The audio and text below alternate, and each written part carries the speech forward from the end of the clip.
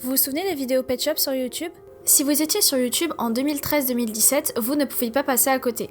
Des petites histoires captivantes souvent mises en scène avec ces petites figurines créées principalement par des jeunes filles. Ces vidéos amateurs racontaient des petites histoires mêlant comédie, amour, drame et même parfois horreur. De plus, cela ne se limitait pas qu'aux vidéos. On avait aussi de la photo, des groupes actifs, de la personnalisation et le succès était au rendez-vous. Des centaines de vidéos accumulant des milliers voire des dizaines de milliers de vues. Ces chiffres impressionnants ne sont pas que anecdotiques. Ils marquent l'émergence d'un phénomène unique, une véritable culture née sur la plateforme. Dans cet épisode, nous allons remonter le temps et nous replonger dans l'univers fascinant du LPSTube.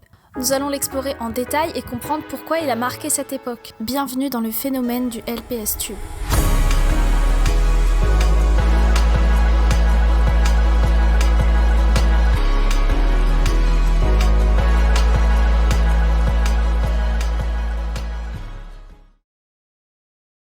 Si au départ ces vidéos étaient faites maison et oubliables, elles ont commencé à être de plus en plus nombreuses, de plus en plus connues, et leur qualité ne fut que meilleure. Que ça soit dans leur écriture, leur tournage, mais aussi leur montage. Mine de rien, c'est une bonne chose que certains enfants puissent exprimer leur créativité à partir de YouTube et voir leur vue augmenter. Cela donne place à l'art, ce qui est important pour le développement d'un enfant, notamment dans un pays qui le minimise. Pourquoi créer des vidéos LPS ? Les vidéos Pet Shop peuvent être un échappatoire pour certains, notamment dans la période collège-lycée qui pouvait être difficile. Créer des histoires Pet Shop, c'est aussi s'inspirer de vrais événements, extérioriser de mauvaises pensées ou tout simplement se former une imagination. Beaucoup de créateurs mentionnent la volonté de se représenter à travers les figurines. En d'autres termes, être le héros de sa propre histoire. Et c'est là aussi le bon côté de la création des vidéos LPS, ou jouer en général. Cela peut nous faire nous sentir mieux. De plus, la communauté LPS, et je n'exagère pas, était une des communautés les plus bienveillantes de YouTube. Beaucoup de commentaires très encourageants et de vidéastes également très proches de leur audience, beaucoup de viewers de l'époque qualifient ce phénomène comme une véritable safe place. Les créateurs de contenu LPS, que l'on appelle les LPS-tubeurs, contribuèrent beaucoup au bien-être de la communauté, avec des concours, des swaps, le fait que 2 LPS-tubeurs s'offrent des LPS, des FAQ et j'en passe. Néanmoins, même si la communauté LPS était très positive, on pouvait retrouver des commentaires malveillants. Soit de simples messages de méchanceté gratuite, soit des personnes ne comprenant pas le phénomène. Certains n'arrivaient pas à comprendre pourquoi ces vidéos marchaient bien et quel intérêt avaient-elles. Les LPS-tubeuses peuvent recevoir des commentaires haineux, notamment si elles paraissent plus âgées, vers 15-16 ans. Paradoxalement, chez les créatrices les plus jeunes, on peut aussi citer les commentaires. Enfin bref, pour cet épisode, j'ai dû regarder de nombreuses vidéos LPS afin de me remettre dans le contexte de l'époque.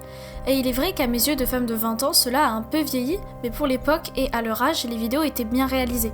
Il y avait un vrai effort de mise en scène, de cadrage, de montage.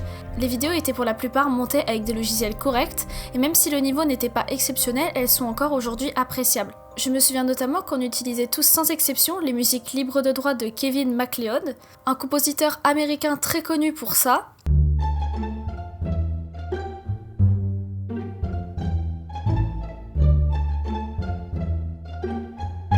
mais aussi pour ça.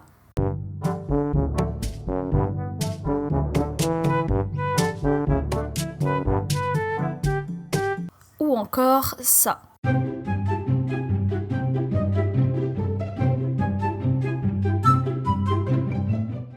Des musiques que l'on utilise encore aujourd'hui.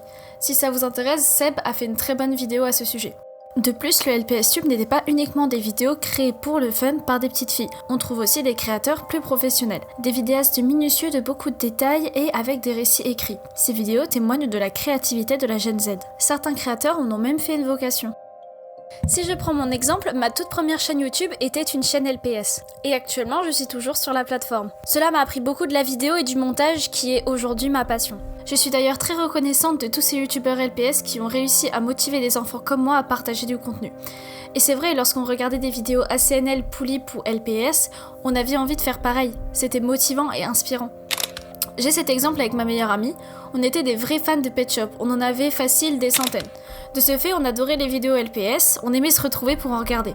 Ça nous a poussé à en créer et en diffuser sur YouTube. On le faisait clairement plus pour le fun que pour créer de vraies histoires. Et malheureusement pour nous, il ne reste plus aucune trace de ces vidéos LPS faites par ma meilleure amie et moi. Par contre, il reste beaucoup de traces d'autres vidéos Pet Shop faites par des créateurs plus connus sur YouTube et je vous propose de s'y pencher. Beaucoup de chaînes YouTube ont connu un essor grâce à leurs vidéos LPS. Je vais vous en citer quelques-unes afin de, je l'espère, vous rappeler des souvenirs ou de vous donner envie de les regarder. Miss Manely 65, dont j'avais déjà parlé dans une ancienne vidéo, qui est à l'origine de la très bonne série Le pouvoir d'Elena, ainsi que Le tueur silencieux, cette fois une histoire de poulie. Galaxu, qui a fait Darkness, là aussi une très bonne série, je vous invite d'ailleurs à vous abonner à sa seconde chaîne. The Rock Monster 0911, qui a fait beaucoup de vidéos cultes, et mention spéciale pour sa dernière vidéo qui revient sur son parcours et sur ce qu'il est devenu.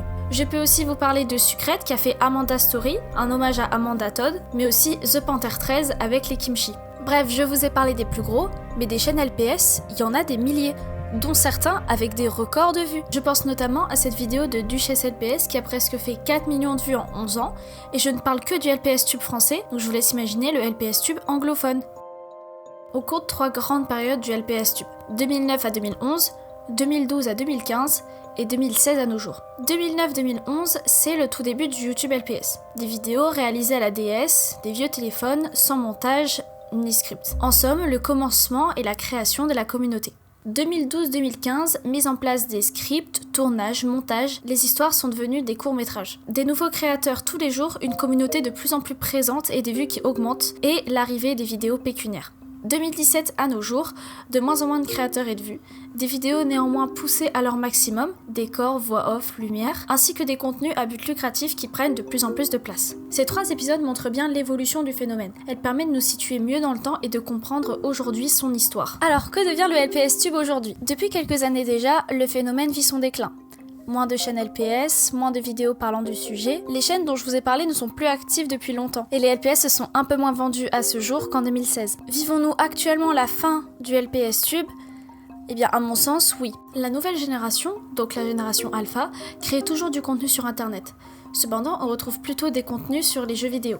Je pense notamment à Fortnite et Roblox. Et ce n'est pas mal en soi, nous aussi à l'époque on faisait des vidéos Minecraft. Seulement, on ne faisait pas que ça. Les chaînes qui ont été créées par les enfants de la génération Z comprennent plus de vidéos faites avec des jouets, et pas seulement des pet shops. On a aussi Playmobil, Lego, Barbie, Poulip. Et je ne dis pas que c'est la fin des entreprises de jouets, mais il est vrai que le phénomène s'est essoufflé. Il y a également d'autres facteurs qui peuvent expliquer le déclin du YouTube LPS. Tout d'abord, une chose basique dont on n'a pas parlé, les figurines. En effet, les pet shops ont des générations. On en compte environ 7. Les premières générations ont grandement contribué au succès de la marque de 1992 à 2012. Cependant, l'arrivée de la 3e génération fut un flop total avec des figurines complètement différentes, se voulant moins réalistes et paradoxalement encore plus enfantines. Si avant on avait quelques LPS avec des pelages correspondant à l'animal, vert pour les grenouilles et rose pour les cochons admettons, la génération 3, on avait un manque de réalisme, un torrent de teintes incompréhensibles et de qualité moindre.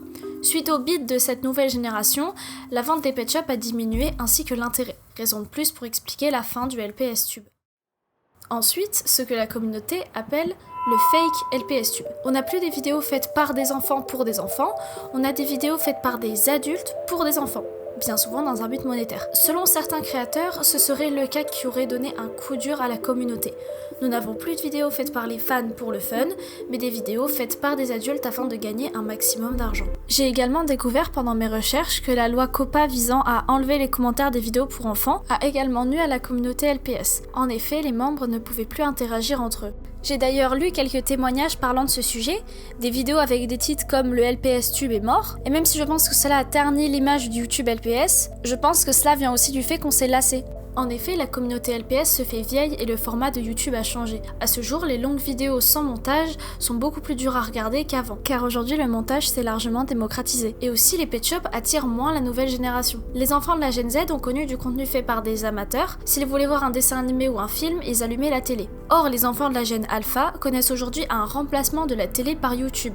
Et lorsqu'on a vu le scandale du Elsagate, on voit à quel point c'est toxique.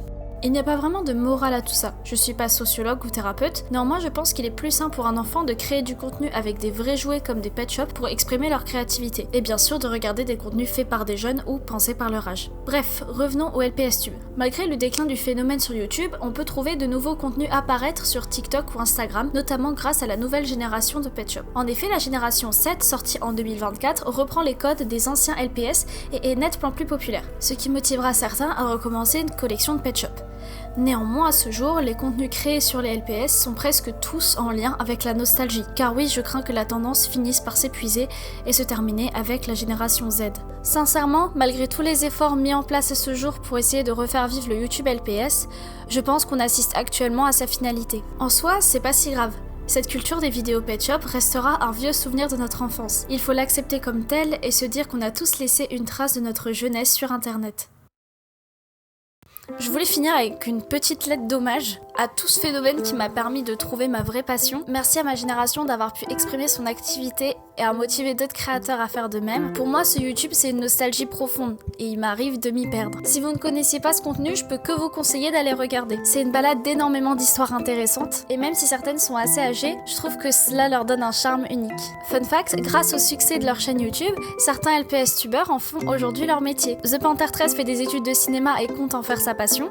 Une youtubeuse aujourd'hui très connue, dont je censurerai le nom, a commencé avec le LPS Tube. Ça veut dire qu'en plus d'avoir créé un espace super bienveillant, cela a également servi de porte d'entrée à d'autres. Merci sincèrement d'avoir regardé cet épisode sur le LPS Tube, j'espère qu'il vous a plu. N'hésitez pas à me donner votre avis sur ce phénomène en commentaire, je me ferai un plaisir d'en discuter avec vous. Oh et autre chose, si vous cherchez une monteuse pour vos vidéos, n'hésitez pas, vous avez mon lien Fiverr en description. Sur ce, à bientôt!